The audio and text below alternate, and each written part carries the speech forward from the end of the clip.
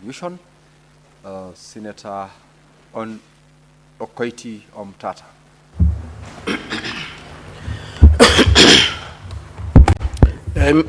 Mr. Speaker, sir, thank you for the opportunity to address this August House. I support the bill in terms of the increased amounts of 645. But, Mr. Speaker, and I'll also pick up from where the Senate has just left off, the question of the water pan in Changara, which was fully funded by the World Bank, and nothing happened. I took action. I got the people together, and we have been able to get the committee of the Senate to go down where Senator Beatrice is a member. They saw for themselves. And if they just walked across the boundary into Bungoma, they would see a sister dam of equal funding which is functioning. In Busia, it never worked, so we hope we shall get to the root of that. But over and above that, the World Bank sent about 200 million shillings to Busia in the past 2 years, 2 budgets. I've done a follow-up. In fact, the group I assigned to do some auditing just finished and gave me a report yesterday. And none of them is functional, but all the money has been depleted. The money is not on account, money has been depleted. And so, in short, I'm just saying that Busia is an economic crime scene that needs serious attention from the Senate. It's a total crime scene.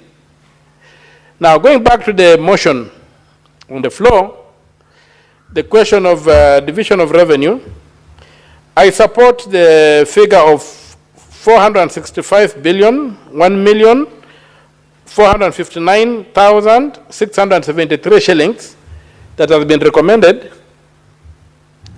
But that's as far as I support, because it's an increment from on the last. The only reason I'm supporting that figure is that it's an improvement on the last allocation. But I want to go back to the fundamentals of revenue division. And there are 2 things that I would invite the Senate to look at in the law. Of course, we agree that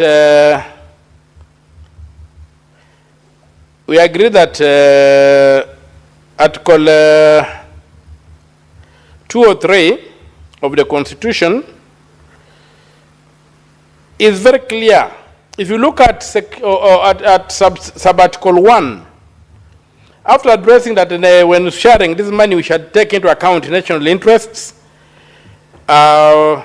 provide for public debt, which is another issue, that if public debt is top on the list of things, we must take care of, we must be very careful and pay full attention to the public debt. At C, they say we take care of the needs of the county national government. But if you look at D, E, and F, they all address devolution. We must ensure, in fact the word in D is that they need to ensure that county governments are able to perform the functions allocated to them.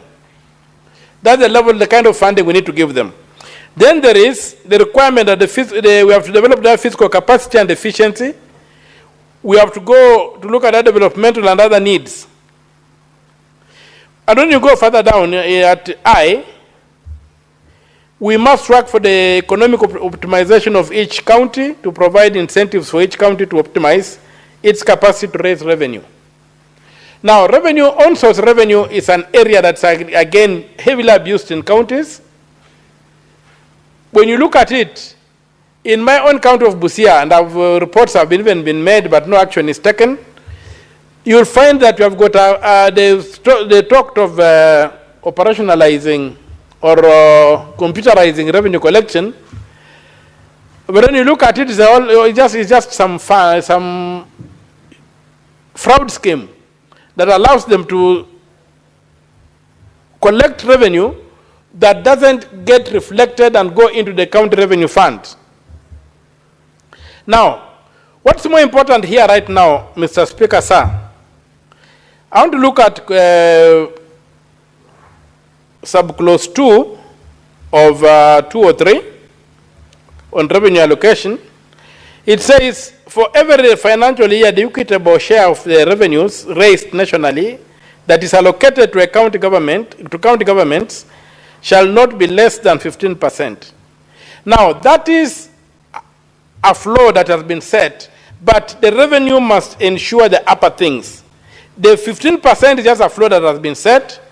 It's not a requirement that 15% goes to counties. The requirement is that not less than 15%, but whatever goes to counties must achieve what is declared up there. Now, when you go to clause 3, I have a strong feeling that this clause has been totally misinterpreted. And it is here, if you look at the approved revenues, when I look at my iPad on the approved revenues, it is said in under the recommendations, recommendation B, the schedule to the bill be amended to reflect the following.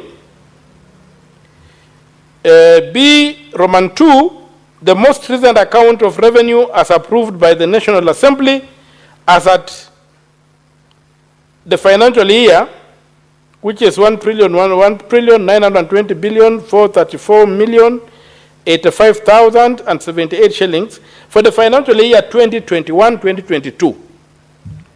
What we know is that the Auditor General has submitted reports for the financial year 2023-2024. We are now in the financial year 2024-2025. The audit reports were submitted, and these figures should be based on the audit report of 2022-2023, not 2021-2024, for the following reasons.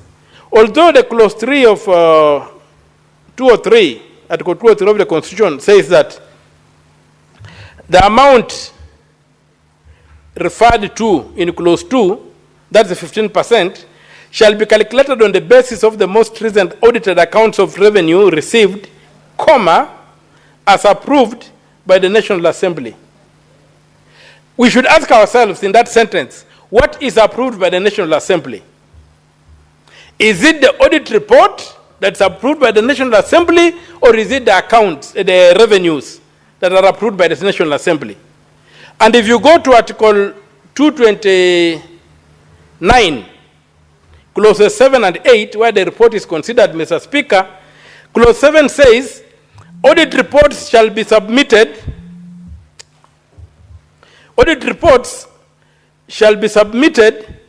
to Parliament or the relevant county assembly, that is 7.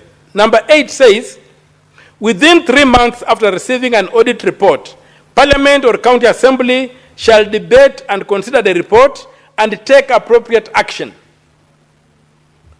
There is no provision in that section where the National Assembly approves, or this House approves, or county assemblies approve audit reports. Mr. Speaker, audit reports are complete and final. If you want to challenge them, you can only challenge them in court. An Auditor General is an independent office, and their reports cannot be approved by this House. So, the interpretation of 203, clause 3, to mean that the National Assembly approves audit reports is erroneous. And it has denied county assemblies, it has denied county governments a lot of revenue, because we are now using a revenue of 1 trillion when the last budget was about 3 trillion.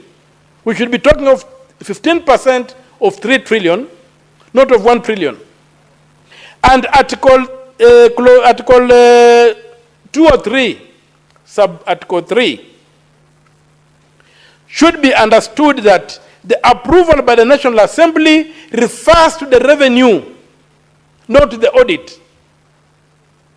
And for the revenues that are approved by the National Assembly, revenues are introduced in Article 221. Because in Article 220 we are told that budgets of national and county government shall disclose revenue estimates of revenue and estimates of expenditure for those governments. And those are then considered under Article 221. And that's why they are approved. So, basically what Article 203 is telling us is that the budget an audit of the annual budget. We should implement the budget as has been audited, because once the revenues are approved, they are put into the Appropriation Act as the budget and passed by the House.